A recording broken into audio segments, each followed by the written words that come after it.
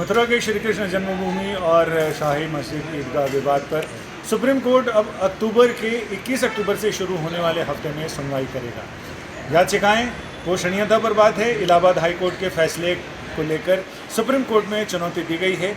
इसमें क्या है और दिलचस्प और ज़रूरी बातें ये बता रहे हैं विष्णु शंकर जैन, जो इस मामले में याचिकाकर्ता भी हैं। विष्णु, इस आज की सुनवाई की बात करें तो 21 अक्टूबर से शुरू होने वाले हफ्ते में किन किन मुद्दों पर सुनवाई होगी और क्या कहाँ फोकस है? सबसे जो इम्पोर्टेंट मुद्दा है वो ये है कि इलाहाबाद हाईकोर्ट ने अभी 1 अगस्त 2024 को एक जजमेंट पारित किया है। वो जजमेंट शाही ईदगाह मस्जिद की याचिका पे था 7/11 में, जिसे कहते हैं कि ये केस पोषणीय नहीं है, मेंटेनेबल नहीं है। क्यों नहीं मेंटेनेबल है? शाही ईदगाह मस्जिद का ये कहना था कि ये केस 5 कानूनों से बाधित है।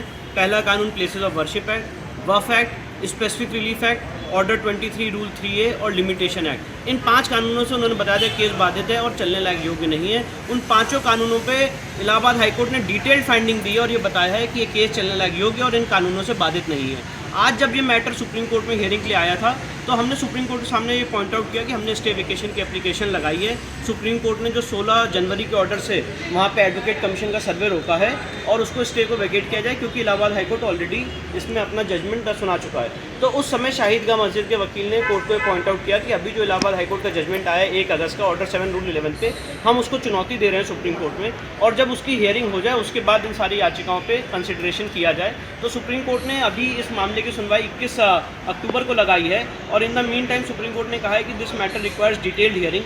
सारे दस्तावेज देखने पड़ेंगे, उसके बाद हम इसकी सुनवाई करेंगे अक्टूबर में। तो हम भी अपनी हियरिंग के लिए तैयार हैं, सारे पॉइंट्स के साथ तैयार हैं। जब सुप्रीम कोर्ट ऑर्डर 7 रूल 11 की बहस सुनेगा तो हम अपनी आर्गूमेंट्स कोर्ट के सामने रखेंगे। विष्णु, इसमें 2 प्रश्न उठते हैं। एक तो ये कि कोर्ट ने आपकी जो मांग थी सर्वे पर रोक लगाने की, वो सर्वे पर रोक लगी उसको हटाने उससे इनकार किया है। और दूसरा ये कि क्या अगर ये रोक लगी रहेगी कोर्ट कमीशन के जो एडवोकेट सर्वे की, तो क्या आप ऐसा ही सर्वे की मांग करेंगे? नहीं, देखिए, अभी सबसे इम्पॉर्टेंट ये है, इसको स्टेज बाय स्टेज हमें चलना पड़ेगा।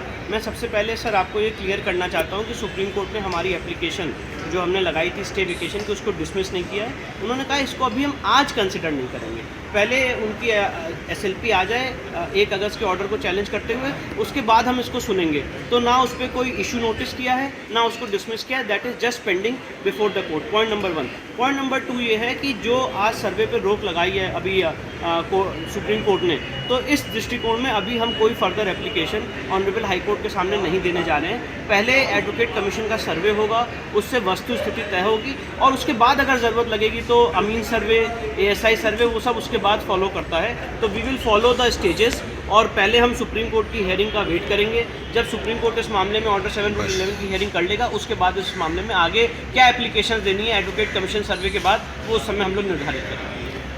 यानी अदालत भी ये मान रही है कि धीरे धीरे आगे बढ़ना चाहिए और उसमें बहुत हड़बड़ी में आगे बढ़ने की ज़रूरत नहीं। याचिकाकर्ताओं से विष्णु शंकर जैन का भी मानना है कि अभी इस मामले में स्टेज बाय स्टेज यानी चरणबद्ध तरीके से आगे बढ़ना ठीक होगा, सुनियोजित तरीके से। संजय शर्मा, दिल्ली आज तक।